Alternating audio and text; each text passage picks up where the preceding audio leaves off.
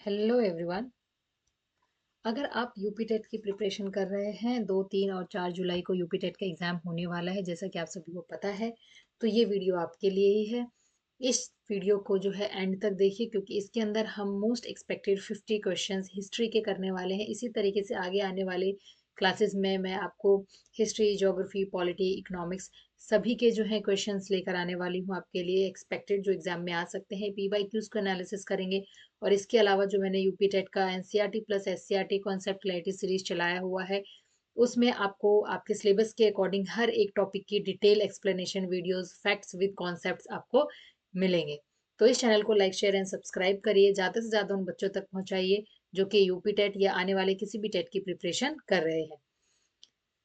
तो अब हम शुरू करते हैं। जैसा कि जो भी स्टूडेंट्स इस हम हमारे चैनल से पढ़ रहे हैं, उन्हें मालूम है कि हमने पिछली क्लासेस में कौन कौन से टॉपिक कंप्लीट किए हैं। जैसे कि कल हमने मौर्यन एम्पायर को कंप्लीट किया था, जिसमें हमने उसके इस्टेब्लिशमेंट और कैसे वो इस्टेब्लिश हुआ और कैसे उसका डिक्लाइन हुआ, इसके बारे में पढ़ा। इसके अलावा हमने इसमें स्टोन एजेस कंप्लीट कर लिया है। इसमें हमने दिल्ली सल्तनत का एक्सपेंशन कंप्लीट कर लिया है। मुगल एम्पायर हमने इसमें कंप्लीट कर लिया है। और आज हम इन्हीं के बेसिस पर कुछ ऑलमोस्ट 50 एक्सपेक्टेड क्वेश्चंस करने वाले हैं, जो कि आपके एग्जाम में आ सकते हैं। ठीक है, तो चलिए हम अब क्वेश्चंस स्टार्ट करते हैं। पहला क्वेश्चन है, Bhimbetka rock shelter are located in. देखो, जो आप अगर प्लेलिस्ट में जाएंगे ना, तो उसमें स्टोन एजेस करके एक वीडियो है हिस्ट्री सेक्शन में। तो उसमें मैंने स्टोन एजेस में तीनों चारों तरीके के जो स्टोन एजेस है उनके बारे में बहुत अच्छे से एक्सप्लेन किया, और उसमें मैंने भीम बेटका के बारे में भी बताया हुआ है कि ये कौन से स्टोन एज में जो है ये मिलता है, और भीम बेटका में क्या चीजें थी, इससे हमें किसके बारे में पता लगता है, और ये भीम बेटका जो है ये कहाँ पर लोकेटेड है। यूपी में, एमपी में, राजस्थान में या फिर बिहार में, बताइए। तो भीम बेटका जो है वो हमारे कहाँ पे लोकेटेड है? एमपी में लोकेटेड है। और इसमें क्या है, इसके अंदर ना ये रॉक पेंटिंग है। ठीक है, इसके अंदर क्या चीजें हैं? रॉक पेंटिंग्स हैं। और इस रॉक पेंटिंग्स में किस तरीके की पेंटिंग्स की गई हैं? Any idea? इसमें पेंटिंग्स किया गया है वहां के ह्यूमन लाइफ का, डे टू डे लाइफ का, है ना।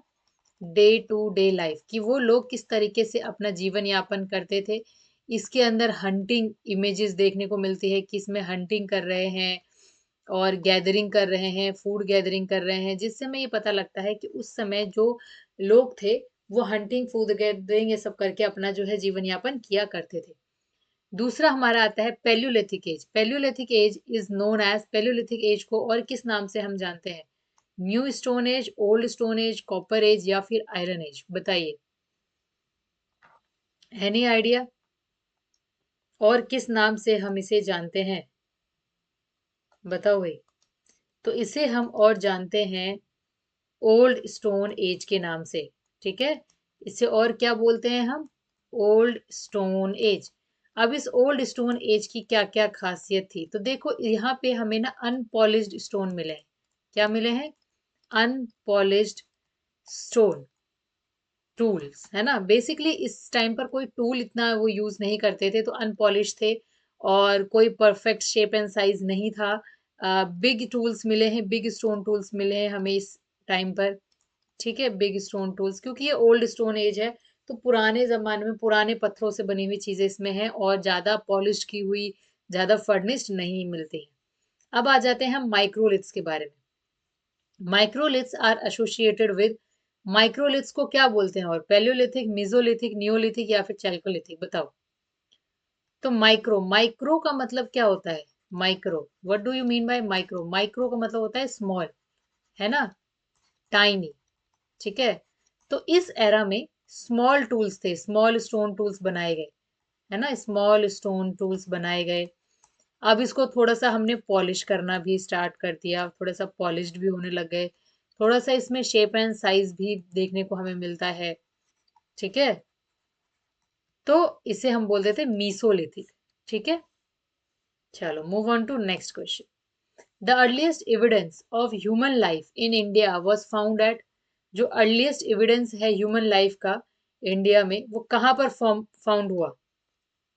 कहाँ से हमें पता लगा? क्या वो हमें हड़प्पा से पता लगता है, मेहरगढ़, भीमबेटका या फिर लोथल? किससे हमें पता लगता है कि जो ह्यूमन लाइफ है उनका अर्लीस्ट लाइफ कैसा था, अर्लीस्ट एविडेंस कैसा था, किस तरीके से वो अपना जीवन यापन करते थे? तो वो हमें पता चलता है भीमबेटका से, है ना। मैंने आपको बताया भीमबेटका में जो रॉक पेंटिंग है, कौन सी पेंटिंग है, रॉक पेंटिंग। इस रॉक पेंटिंग में आपको क्या देखने को मिलता है, आपको देखने को मिलती है इमेजेस हंटिंग करते हुए, आपको देखने को मिलती है इमेजेस फूड गैदरिंग करते हुए, ठीक है। तो इससे हमें पता लगता है कि अर्लीस्ट एविडेंस ह्यूमन लाइफ का ऐसे ही है कि वो हंटिंग क्या करते थे, फूड गैदरिंग क्या करते थे, और शेल्टर्स में, केव में ट्रीज के ऊपर ऐसा इनका शेल्टर हुआ करता था। कोई भी एग्रीकल्चर नहीं होता था, कोई भी परमानेंट सेटलमेंट वहां पे हमें देखने को नहीं मिलता है ना।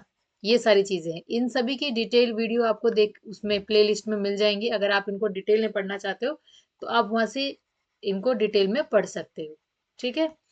Next question, the palaeolithic age is also known age, जो पैलियोलिथिक एज है उसको और किस नाम से जानते हैं हम, बताइए। The palaeolithic age is also known age, अभी अभी हमने किया क्वेश्चन, अभी पीछे ही किया है, ये देखो, ओल्ड स्टोन एज, ठीक है। The great bath was found at, जो ग्रेट बाथ है, ग्रेट बाथ वो हमें कहाँ मिलता है, बताइए। ग्रेट बाथ के बारे में आपको पता होगा कि ये एक बहुत ही कह सकते हैं कि हम मासिव मासिव बाथ टब जैसा था ये, है ना। बाथ पूल कह लो आप इसको, एक बहुत ही बड़ा मासिव बाथ पूल जैसा था, जिसमें देख के लगता था कि यहाँ पर मे बी क्या होता होगा, मे बी कोई रिलीजियस बात करते होंगे ये लोग, है ना। रिलीजियस बात होता होगा कि यहाँ पर हो सकता है कि किसी तरीके का कोई फेस्टिवल मनाया जाता होगा, तो उस समय यहाँ पर लोग नहाते होंगे या कुछ इस तरीके की चीजें होती होंगी, क्योंकि पहले इन्होंने ये अंदाजा लगाया कि ऐसा हो सकता है कि लोग क्या करते होंगे, ऐसा हो सकता है कि लोग जो है यहाँ पर कम्युनिटी कॉमन पीपल सब आके नहाते होंगे। लेकिन जब ये देखा गया कि उस टाइम पर कि लोगों के घरों में ऑलरेडी वॉशरूम्स हैं, बाथरूम्स हैं, तो वो क्यों यहाँ पर आके नहाएंगे। तो फिर ये ग्रेट बाथ किस पर्पस के लिए था, तो बाद में आर्कियोलॉजिस्ट ने ये अंदाजा लगाया कि शायद ये रिलीजियस पर्पस के लिए यूज होता होगा। तो ये हमें मिलता है कहाँ, मोहनजोदाड़ो में, है ना। मोहनजोदाड़ो क्या है, फर्स्ट अर्बन सिटी हम इसे कह सकते हैं, first urban and well organised, well organise city कहते हैं हम इसको, है ना, वेल ऑर्गेनाइज्ड सिटी। अंडरस्टूड। इसकी भी आपको डिटेल वीडियो हड़प्पन सिविलाइजेशन की है एक बनी हुई, 6 क्लास 7 क्लास हिस्ट्री के प्लेलिस्ट में, उसमें आपको ये मिल जाएंगे। तो आप वहां से इसको डिटेल में पढ़ सकते हो हर एक पॉइंट को। Now we are on neolithic age, जो न्यूलिथिक एज है वो क्या है भाई। Neolithic age is also known age hunting only, food gathering, agriculture या फिर आयरन टूल्स। न्यूलिथिक में क्या होना स्टार्ट हुआ, बताओ। नियो का मतलब क्या होता है, what is the meaning of neo, any idea. Neo का मतलब होता है न्यू, ठीक है। यानी अब आ गया एक न्यू एज। जब न्यू एज आया तो लोगों ने क्या करना स्टार्ट किया, लोगों ने करना शुरू किया एग्रीकल्चर। जब उन्होंने एग्रीकल्चर करना शुरू किया तो क्या होना स्टार्ट हुआ होगा, परमानेंट सेटलमेंट, है ना। परमानेंटली उन्होंने रहना स्टार्ट किया होगा, परमानेंटली रहना स्टार्ट किया। फिर और क्या हुआ, फायर का यूज करना उन्होंने शुरू किया होगा। फिर क्या बना होगा, विलेज ऑर्गेनाइज किया होगा, है ना। इसके अलावा और क्या किया होगा उन्होंने, एडवांस टूल्स बनाने शुरू किए, ठीक है। एडवांस टूल्स, वो एडवांस टूल्स कैसे थे, वेल पॉलिश्ड, वेल फर्निश्ड, है ना। ये सारी चीजें थी। तो ये था हमारा न्यूलिथिक एज के कुछ कैरेक्टरिस्टिक्स। तो इसका मतलब न्यूलिथिक एज को और क्या बोलते हैं हम, एग्रीकल्चर भी बोलते हैं, क्योंकि वहाँ पे एग्रीकल्चर होना स्टार्ट हो गया था उस समय पर, है ना। वो अब लोगों ने डोमेस्टिकेट भी करना स्टार्ट कर दिया एनिमल्स को, ठीक है ना।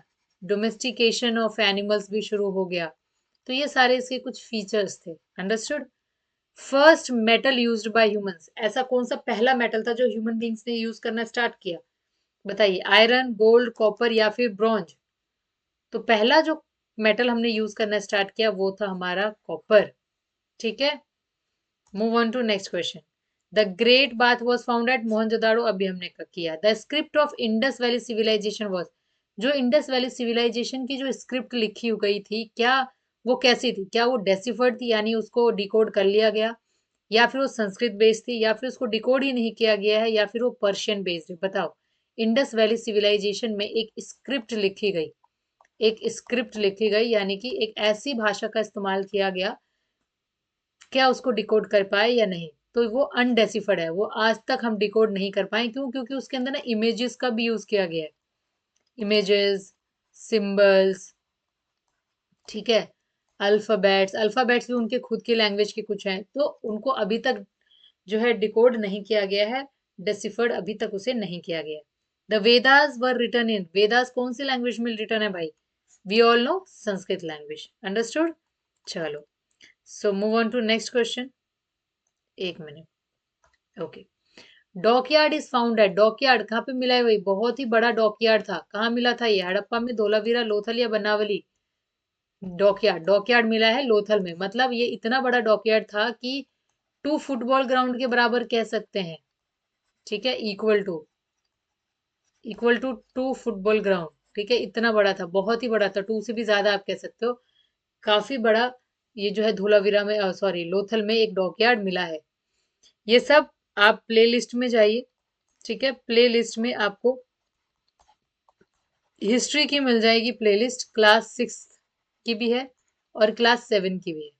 तो उसमें एक टॉपिक है हमारा हड़प्पन सिविलाइजेशन, है ना, हड़प्पन सिविलाइजेशन टॉपिक किया है हमने। उसके अंदर आपको बहुत ही detailed explanation videos with more than 35 and 40 question based on that topic है वहां पर। अगर आप इस टॉपिक को और अच्छे समझना चाहते हैं तो आप उस वीडियो को, मैं सजेस्ट करूंगी कि डेफिनेटली आप उस वीडियो को देखिए और उसके सारे क्वेश्चन जो एमसीक्यू फॉर्म में है वो करिए, वो आपको डेफिनेटली हेल्प करेगा। Who compose the Rigveda, Rigveda किसने कंपोज किया? माना जाता है कि आर्यंस ने किया है। The capital of Magadha under Bimbisara, Bimbisara के अंदर जो कैपिटल था मगधा का, वो कौन सा था? देखो, हम जानते हैं कि जो चंद्रगुप्त है हमारे, चंद्रगुप्त, चंद्रगुप्त मौर्य, है ना, चंद्रगुप्त मौर्य के समय में जो हमारा कैपिटल था मगध का, वो बना था हमारा, कहाँ पे था? पाटलिपुत्र, है ना, पाटलिपुत्र ही था, कल ही पढ़ाया है। तो ऐसे ही बिम्बिसार के टाइम पर, बिम्बिसार के टाइम पर क्या था? बिम्बिसार के टाइम पर था हमारा राजगृह, ठीक है। Move on to next question. The founder of Mauryan empire, Mauryan empire का फाउंडर कौन रहे? कल ही मैंने ये टॉपिक कंप्लीट कराया है मौर्यन एम्पायर का। तो उसमें मौर्यन एम्पायर का जो पहला फाउंडर था, जिसने इसको फाउंड किया, वो कौन थे? चंद्रगुप्त मौर्य, है ना। और अगर आपसे ये बोला जाए कि चंद्रगुप्त मौर्य को चंद्रगुप्त मौर्य बनाया किसने, कौन था इसका टीचर जिसने इन्हें ये बनाया, तो वो थे हमारे कौटिल्य, ठीक है। कह सकते हैं कि मौर्यन एम्पायर के स्टैब्लिशमेंट का पूरा श्रेय इन्हें ही जाता है। चंद्रगुप्त के बाद कौन सा था? बिंबिसार, बिंदुसार, बिंदुसार, है ना। इसके बाद कौन आया? अशोका, अशोका के बाद बृहदत्त, है ना। और इसके बाद डिक्लाइन हो गया, डिक्लाइन ऑफ मुगल एम्पायर, है ना, ओ सॉरी, मौर्यन एम्पायर। क्योंकि हर किसी के गोल्डन एरा के बाद उसका डिक्लाइन भी होता ही है। चंद्रगुप्ता ने कौन सा रिलीजन अपना लिया था? Any idea? चंद्रगुप्ता ने अपनाया था जैनिज्म, ठीक है। और अशोका ने क्या अपनाया था? बुद्धिज्म। किसके बाद? कलिंगा के वॉर के बाद, है ना, after the war of Kalinga, Kalinga के वॉर के बाद। कब हुआ ये कलिंग का वॉर? 216 बीसीई में, ठीक है। तो इसमें कलिंगा का वॉर हुआ जिसमें बुद्धिज्म को अपनाया किसने? अशोका ने। उसके बाद इसने क्या किया? अपना धम्मा, धम्मा क्रिएट किया अपना, है ना। और उस धम्मा को फैलाने के लिए इसने क्या रखा? किन्हें रखा था? कुछ महात्मा करके थे ना, महात्मा, महामंता, ऐसे ही था कुछ, जो हर जगह बेचते थे कि अपने, उनके धर्म को, उनके धम्मा को फैलाया जाए। धम्मा क्या था? Not based on any religion, है ना, ये तो आपको पता ही है। Not based on any religion, किसी रिलीजन पे बेस्ड नहीं था। फिर ये क्या था? ये एक कोड कंडक्ट था, है ना, कोड ऑफ कंडक्ट, कि normal as a human being आपको ये सब चीजें फॉलो करनी चाहिए। तो फाउंडर कौन हुआ मौर्यन एम्पायर का? That was Chandragupta Maurya. Script of Harappans was, script of Harappans was undeciphered, अभी तक भी उसका डिकोडिंग अभी तक नहीं हो पाई है। The main occupation of Harappans का मेन ऑक्यूपेशन क्या था? एग्रीकल्चर था। ठीक है, कहाँ पे थे ये? इंडस वैली सिविलाइजेशन भी इन्हें बोला जाता है। क्यों? क्योंकि ये इंडस रिवर के किनारे इन्होंने अपना जो है विलेज ऑर्गेनाइज करना स्टार्ट किया था। ठीक है, और इसके अलावा और क्या करना शुरू किया था? एग्रीकल्चर करना स्टार्ट किया था। ठीक है ना? Okay, move on to next. City with fire altars, कौन सा सिटी है जहां पे बहुत सारे फायर ऑल्टर्स मिले हैं? That is Kalibangan. Megasthenes came to India during, किसके शासनकाल के दौरान मेगास्थनीज इंडिया में आया? बताइए। चंद्रगुप्त मौर्य। चंद्रगुप्त मौर्य के एडमिनिस्ट्रेशन के बारे में मेगास्थनीज ने एक बुक लिखी थी। उस बुक का क्या नाम था? उस बुक का नाम था इंडिका। ठीक है, और हम इसको इंडिका ऐसे भी लिखते हैं, इंडिका। किसने लिखा था इसे? मेगास्थनीज ने लिखा था। इस बुक के बारे में उसने क्या क्या चीजें लिखी, कि इस बुक में क्या क्या है? इसमें उसने क्या बताया? इसमें उसने बताया एडमिनिस्ट्रेशन के बारे में। ठीक है, बुक इसलिए लिख रही हूँ क्योंकि एग्जाम में पूछते हैं भाई। ठीक है, एडमिनिस्ट्रेशन के बारे में। फाइनेंशियल फाइनेंशियल किस तरीके से थे, फाइनेंसिस किस तरीके से वो मेंटेन करते थे, उसके बारे में। मिनिस्टर्स कैसे थे, काउंसिल ऑफ मिनिस्टर्स कितने थे, कैसे थे, इनके बारे में। आर्मी आर्मी किस तरीके की मेंटेन करती थी, इनके बारे में। तो ये सारी चीजें अपनी इसने किस में लिखी? इंडिका में लिखा है। ठीक है, और about the complete description of, हम कह सकते हैं, मौर्यन एम्पायर। ठीक है ना, कंप्लीट डिस्क्रिप्शन मौर्यन एम्पायर का इन्होंने इसमें दिया। अंडरस्टूड? होपफुली आपको समझ में आ रहा हो। तो Megasthenes came to India during Chandragupta Maurya. Ashoka embraced Buddhism after, किसके बाद? Battle of Kalinga. मैंने बताया अभी कि अशोका ने जो है बुद्धिज्म अपनाया, है ना, बुद्धिज्म अपनाया, धम्मा फैलाया। महात्मा जो है उन्होंने अपना क्रिएट किया अपने धर्म को पहुंचाने के लिए अलग अलग जगहों पर। ठीक है, तो ये कलिंगा के वॉर के बाद ही ऐसा हो पाया। ऐसा उसने उन्होंने क्यों बोला? क्योंकि कलिंगा के वॉर में अराउंड 1 लाख पीपल किल्ड हो गए थे। कितने? अराउंड 1 लाख जो थे ना, पीपल वर किल्ड। ठीक है, इतने लोग मरने के बाद इनका मन बहुत ज्यादा क्या हो गया? अशोका का विचलित हो गया। उन्होंने सोचा कि मतलब क्यों किया हमने, इतने लोगों को मारा, क्यों मारा, इससे हमें मिला क्या? कुछ भी नहीं। At the end of the day हर किसी का एंड ऐसा ही है ना। अशोका को भी आज नहीं तो कल क्या है, जाना ही है। और अशोका, तो फिर क्यों हमें ऐसे एम्पायर को एक्सटेंड करने के चक्कर में हम इतने लोगों को क्यों मारे, है ना। तो इसीलिए उन्होंने फिर बुद्धिज्म अपना लिया। Next question, Rigveda mainly deals with, Rigveda किससे डील करता है? हाइम्स। ऋग्वेदा में क्या है? हाइम्स ज्यादा है। सभा एंड समिति वर असेंबलीज होते थे, उनको सभा समिति बोला जाता था, है ना। वर्ण सिस्टम इज मेंशन इन, कौन से वेद में वर्ण सिस्टम मेंशन है? That is mention in Rigveda. Rigveda में क्या है? वर्ण सिस्टम मेंशन किया गया है। वर्ण सिस्टम के अंदर उन्होंने कितने वर्णास के बारे में बात की है? बताओ भाई। 4 वर्णास, है ना। फर्स्ट कौन होते हैं? हमारे ब्राह्मण्स, है ना। दूसरा क्या दिया उन्होंने? क्षत्रियास। फिर किसको दिया उन्होंने? वैश्यास, है ना। एंड लास्ट कौन से थे? शूद्रास। ठीक है, तो ये 4 वर्णों के बारे में इन्होंने बात की है। आगे चलकर फिर जातीज में भी आता है, बट जातीज क्या होती हैं? जातीज were based on, occupation.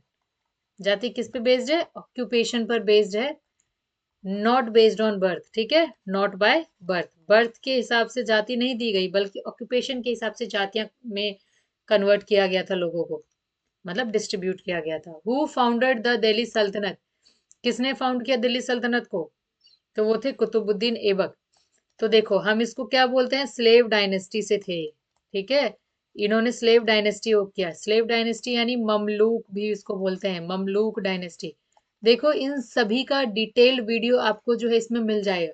Playlist में जाके आप देखेंगे हिस्ट्री सेक्शन में, तो आपको इन सभी की डिटेल्ड वीडियो है with concepts and with facts. आप वहां से उन चीजों को पढ़िए, नोट डाउन करिए, नोट्स बनाइए, एंड देन इन क्वेश्चंस को जो है रिवाइज करिए, तो आपका डेफिनेटली एग्जाम बहुत अच्छा जाएगा। स्लेव डायनेस्टी की शुरुआत की थी किसने? कुतुबुद्दीन ऐबक ने। और उसके बाद इस स्लेव डायनेस्टी से आगे क्या आ गया? इल्तुतमिश। आगे ये गए इल्तुतमिश। तो कह देते हैं कि इल्तुतमिश ने भी स्लेव डायनेस्टी की वो कर दी, इस्टेब्लिशमेंट की है, ठीक है ना, क्योंकि वो कुतुबुद्दीन ऐबक के ही वो थे, स्लेव थे। तो हु फाउंडेड दिल्ली सल्तनत को फाउंड किसने किया? कुतुबुद्दीन ऐबक ने, और उसको आगे लेके चले Iltutmish. Qutub Minar was completed by, अब देखो स्टार्ट किसने किया था? ऐबक ने। ऐबक ने क्या किया था? Had started the construction of Qutub Minar, है ना। कुतुब मीनार का कंस्ट्रक्शन इन्होंने शुरू किया था, but completed by Iltutmish. Complete किसने किया? इल्तुतमिश ने उसको कंप्लीट किया था। आगे आता है, the market control system was introduce bye, किसके द्वारा इंट्रोड्यूस किया गया मार्केट कंट्रोल? अलाउद्दीन खिलजी के द्वारा। The battle of Panipat was fought between Babur and Lodhi, Akbar and Hemu, Aurangzeb and Dara, और हुमायूं एंड शेरशाह। बताइए। तो बैटल ऑफ पानीपत की शुरुआत हुई बाबर और लोधी की लड़ाई से, और उसके बाद 1526 के बाद से किसका स्टार्ट हो गया? Rise of Mughal empire. ठीक है, मुगल एम्पायर की क्या हो गई? शुरुआत हो गई। तो मुगल एम्पायर में जो सबसे पहला किंग बना वो कौन था सबसे पहले? बाबर। बाबर के बाद हुमायूं। हुमायूं के बाद अकबर। अकबर का कौन था बेटा? जहांगीर। फिर शाहजहां। फिर औरंगजेब, है ना। और लास्ट किंग कौन था मुगल एम्पायर का? बहादुर शाह जफर, है ना। This was the last king. और फिर क्या हुआ आखिर में? 1526 से इनका ये शुरुआत हुआ, और 1858 में डिक्लाइन हो गया। डिक्लाइन क्या हो गया? डिक्लाइन ऑफ, यहां से करते हैं, decline of Mughal empire. Okay, ऐसे हो गया मुगल एम्पायर का हमारा डिक्लाइन। तो अकबर ने इंट्रोड्यूस क्या किया? Din Ilahi. Mughal revenue system was introduce by, revenue system किसने शुरू किया था? शेरशाह सूरी ने। फाउंडर ऑफ बुद्धिज्म, बुद्धिज्म के फाउंडर कौन रहे? गौतम बुद्धा। गौतम बुद्धा थे। एक्चुअल नाम क्या था इनका? सिद्धार्थ। कितनी एज में इन्होंने अपना वो छोड़ दिया था घर बार? आपको बताना है, 29 के आसपास थे ये, ठीक है। कहाँ पर इनको ये मिला? एनलाइटनमेंट इनका कहाँ हुआ? बोध गया में। क्या हुआ था बोध गया में इनका? एनलाइटनमेंट। इनको इनके सवालों के जवाब मिल गए थे। ये सारे टॉपिक्स भी मैंने बहुत डिटेल में पढ़ाया हुआ है, आप वीडियोस में जाके देख सकते हैं। महावीरा वॉज, महावीरा कौन थे? 24th तीर्थंकारा थे, ठीक है। Tripitaka is sacred book of, very important, Tripitak, Tripitaka, ठीक है। सेक्रेड बुक है ये बुद्धिस्ट का, बुद्धिस्ट लोगों का। रिवोल्ट ऑफ 1857 कहाँ से स्टार्ट हुआ था? मेरठ से, सिपॉय म्यूटिनी, अगर आपको याद हो तो सिपॉय म्यूटिनी से इसकी शुरुआत हुई। इस टॉपिक को भी मैंने बहुत अच्छे से पढ़ाया हुआ है। Who was the last Mughal emperor, last Mughal emperor कौन था? दैट वॉज बहादुर शाह जफर, अभी बताया मैंने। इंडियन नेशनल कांग्रेस कब फाउंड हुआ? 1885 में। अर्थशास्त्र वॉज रिटन बाय, किसने लिखा अर्थशास्त्र? कालिदास, चाणक्य, अशोका, या फिर मेगस्थनीज? मैं बोलूंगी कौटिल्य ने लिखा, ठीक है। और कौटिल्य को ही क्या बोला जाता था? चाणक्य बोला जाता था। क्या था इसके अंदर? मैंने अभी थोड़ी देर पहले बताया था, अर्थशास्त्र के अंदर पूरा का पूरा एडमिनिस्ट्रेशन है, ठीक है। पूरी इकोनॉमी, सारा फाइनेंसेस, आइडियल किंग, सबके बारे में बताया था इसने। Kalinga war was fought by, Ashoka ने लड़ा था कलिंगा वॉर, है ना। The Indian National Congress found at 1885। Swadeshi movement started after, किसके बाद स्टार्ट हुआ? पार्टीशन ऑफ बंगाल के बाद। Non cooperation movement was launched in, कब हुआ ये लॉन्च? 1920 में। इनके बारे में भी हम डिटेल में पढ़ेंगे आने वाली क्लासेस में, ठीक है। Line capital is located at, line capital कहाँ पर है? सारनाथ में। लाइन, लाइन कैपिटल का मतलब वो जो वो तीन मुंह वाले नहीं है, उन्हें बोलते हैं, इस तरीके से जो बना हुआ है हमारा, that is. Golden age of India refers to, कौन सा समय गोल्डन एज बोला जाता है इंडिया का? That was Gupta, Gupta period, ठीक है। समुद्रगुप्ता इज नोन है, समुद्रगुप्ता को नेपोलियन कहा जाता है इंडिया का। Quit India movement was started in, कब हुआ क्विट इंडिया मूवमेंट? 1942 में। The cabinet mission came to in India, कब आया इंडिया में कैबिनेट मिशन? 1946, 24 मार्च।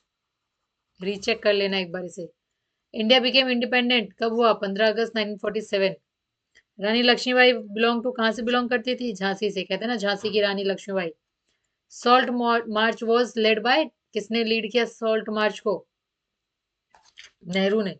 नेहरू ने लीड किया या गांधी ने लीड किया सॉल्ट मार्च? ठीक है। सो यहाँ पे हमारे हो जाते हैं ये 50 क्वेश्चंस कंप्लीट। और ये 50 क्वेश्चंस जो हैं ये मोस्ट एक्सपेक्टेड क्वेश्चंस हैं। ठीक है, मोस्ट एक्सपेक्टेड। अभी आने वाले टाइम में हम और भी क्वेश्चंस करेंगे, और भी 1000 क्वेश्चंस, 500 क्वेश्चंस, 5000 क्वेश्चंस, इस तरीके से हम और भी प्रिपरेशन करने वाले हैं, जो कि आपके आने वाले एग्जाम में आपको बहुत ही बेनिफिट करेगा। और वो एक वीडियो जहां मैं आपको कम से कम 1000 से 5000 के क्वेश्चंस की ना एक महा मैराथन वाली वीडियो लेके आऊंगी, जिसमें आपको जो है अगर आप उतना कर लोगे तो आपका यूपी टेट क्लियर होने से कोई नहीं रोक सकता। उसमें आपका पूरा 60 मार्क्स का जो है, पेपर 2 में जो 60 मार्क्स वाला सेक्शन है वो पूरा मैं उसमें कंप्लीट करके each and every kind of MCQ मैं उसमें इंक्लूड करूंगी, जिसके ऊपर अभी वर्क चल रहा है। ठीक है, तब तक के लिए इस चैनल को लाइक शेयर एंड सब्सक्राइब करिए, और आने वाली वीडियोस को और अच्छे से ध्यान से पढ़िए, क्योंकि यही सारी चीजें जो है वो आपके आने वाले एग्जाम को सक्सेसफुल बनाएंगी, और आप डेफिनेटली उस एग्जाम को क्लियर करेंगे। तब तक के लिए थैंक यू।